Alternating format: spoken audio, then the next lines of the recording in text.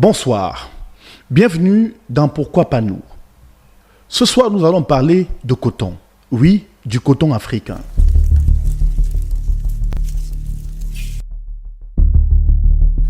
Cette matière blanche, légère, presque banale, qui pousse sous le soleil africain depuis des décennies. Cette richesse que l'Afrique produit, mais que d'autres transforment.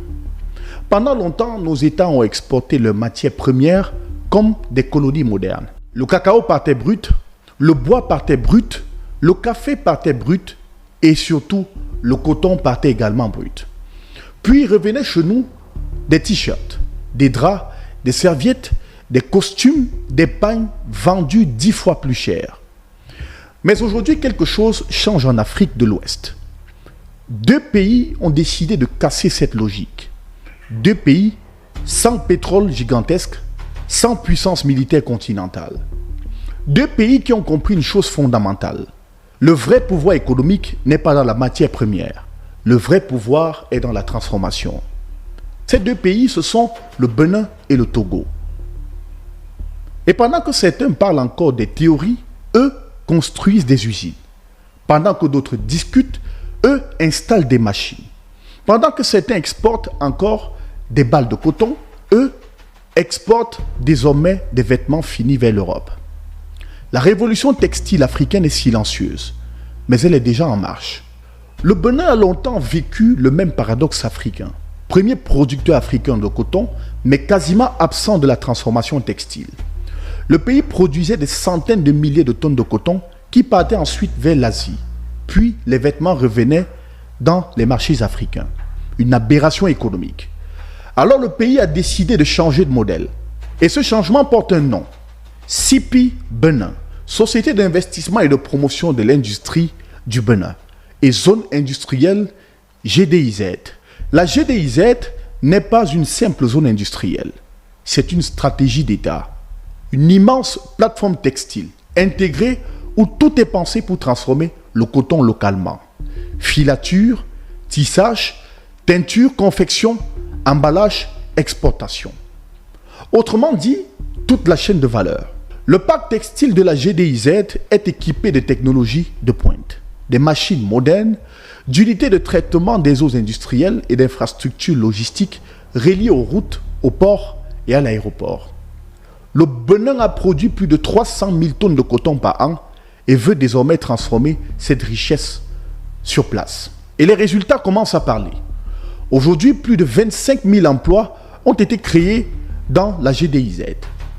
Dans les ateliers, des milliers d'ouvriers travaillent des lignes de production modernes, des machines de découpe automatiques, des unités de filature de dernière génération, des systèmes de teinture industrielle, des chaînes de confection capables de produire à grande échelle. Le plus impressionnant, le Bénin n'exporte plus seulement du coton. Le pays exporte désormais des vêtements fabriqués localement. Des leggings, des t-shirts, des vêtements pour enfants, des serviettes, des tissus d'ameublement. Et ces produits arrivent aujourd'hui en Europe.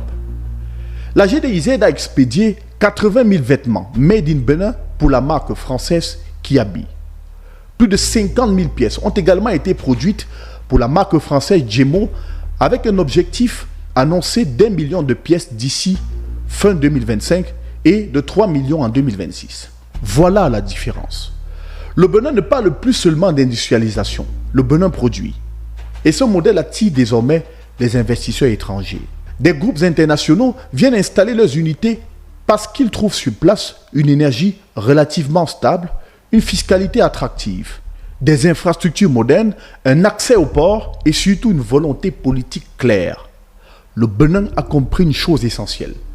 Le textile n'est pas seulement une industrie, c'est une machine à créer des emplois. Car une usine textile, ce sont des milliers de couturiers, de techniciens, de logisticiens, d'ingénieurs, de transporteurs.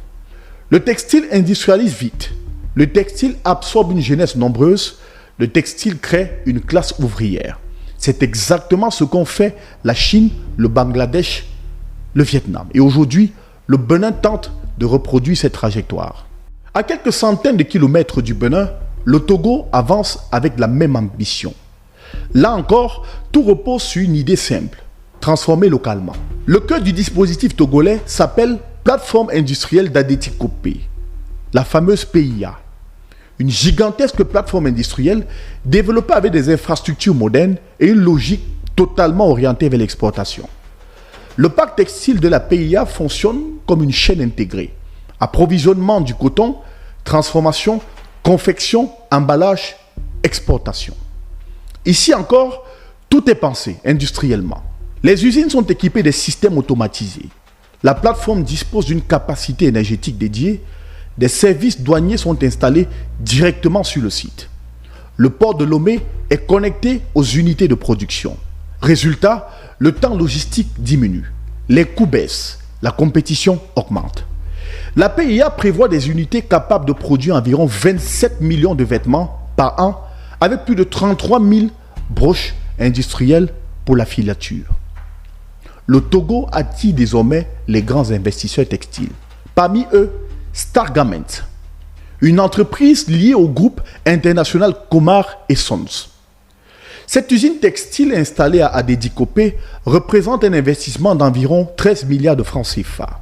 Des milliers d'emplois y sont attendus, principalement pour les femmes et les jeunes. L'entreprise fabrique des vêtements destinés à l'exportation internationale. Le modèle togolais ici est limpide, produit au Togo pour vendre au monde. D'autres entreprises rejoignent progressivement la plateforme, comme Novaria Textile, Togo Apparel Source. Ces sociétés devraient générer environ 1800 emplois directs dans la confection et la transformation textile. Le plus intéressant dans le cas togolais, ce n'est pas seulement l'usine, c'est la vision. Le Togo comprend que dans l'économie mondiale moderne, les ports, les routes, les délais de livraison et la fluidité administrative comptent autant que la matière première. Un t-shirt produit en Afrique peut battre un t-shirt asiatique si la logistique fonctionne. Et c'est exactement ce que le Togo essaie de construire, une usine disciplinée, rapide, connectée, exportatrice. Maintenant, regardons le Cameroun et la question devient douloureuse. Parce que le Cameroun n'était pas en retard. Au contraire, le Cameroun fut autrefois l'un des plus grands pôles textiles d'Afrique centrale. Le pays possédait du coton, des usines, des ouvriers qualifiés, des ingénieurs, une industrie réelle. Et surtout un nom, SICAM, Cameroun. La cotonnière industrielle du Cameroun. Créée en 1965, la SICAM fut longtemps un symbole industriel national. Le Cameroun fabriquait des pagnes, des tissus imprimés, du linge de maison, des serviettes, des tissus d'hôtellerie. La SICAM distribuait dans tout le pays. À une époque, l'entreprise contrôlait jusqu'à 80% du marché local. Aujourd'hui, la SICAM ne contrôle qu'environ 5% du marché camerounais. C'est un effondrement. Le marché est désormais inondé de tissus importés de friperies, de vêtements asiatiques à bas prix. Le Cameroun a progressivement perdu sa souveraineté textile. Pire encore, le pays importe désormais massivement des vêtements de seconde main. En 2025, le Cameroun a importé un peu plus de 73 000 tonnes de vêtements usagés pour une valeur d'environ 42,5 milliards de francs CFA. Imaginez cela. Un pays qui produisait, un pays qui transformait, un pays qui employait et qui devient maintenant un immense marché de consommation de vêtements usagés. La tragédie camerounaise ne vient pas d'un manque de potentiel, elle vient du manque de vision industrielle. Pendant que le Bénin créait des zones économiques spécialisées, pendant que le Togo modernisait ses infrastructures logistiques, pendant que d'autres attiraient des investisseurs internationaux, le Cameroun regardait mourir ses usines. Machines vieillissantes, coûts énergétiques élevés, faible production industrielle, contrebande, insuffisance de modernisation et surtout absence de stratégie cohérente. Car une industrie textile ne survit pas seule. Elle a besoin d'électricité stable, de crédits industriels, d'infrastructures, d'une politique douanière intelligente, d'innovation, de formation technique. Le textile est une guerre mondiale, une guerre des coûts, une guerre de productivité, une guerre de vitesse.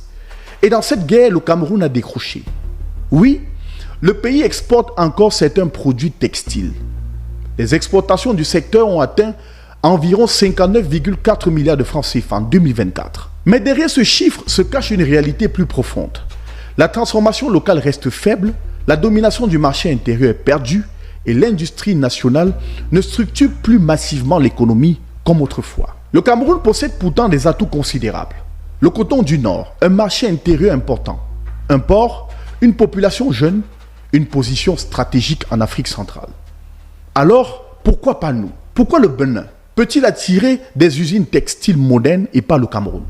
Pourquoi le Togo peut-il devenir une plateforme exportatrice et pas le Cameroun?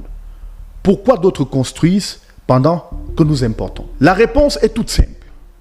Parce que le développement industriel n'est pas un slogan. C'est une décision politique. Le textile peut redevenir un pilier économique au Cameroun. Mais cela suppose une révolution industrielle réelle. Moderniser les usines, former les jeunes, créer des zones industrielles spécialisées, réduire les coûts énergétiques, attirer les investisseurs, protéger intelligemment la production locale. Sinon, le Cameroun continuera de porter des vêtements fabriqués ailleurs avec le coton produit chez lui. Et pendant ce temps, les emplois partiront, les devises partiront et l'avenir industriel partira également. Le Bénin et le Togo ne sont pas devenus puissants par miracle. Ils ont simplement compris, avant d'autres, que le 21e siècle africain appartiendra aux pays qui transforment. Transformer ou disparaître, voilà désormais la vraie frontière entre les nations africaines qui avancent et celles qui regardent les autres avancer. C'était Pourquoi pas nous. Merci d'avoir regardé cet autre numéro et merci surtout de vous abonner massivement pour ne rien manquer de cette nouvelle production sur Africa Renaissance TV. À très vite.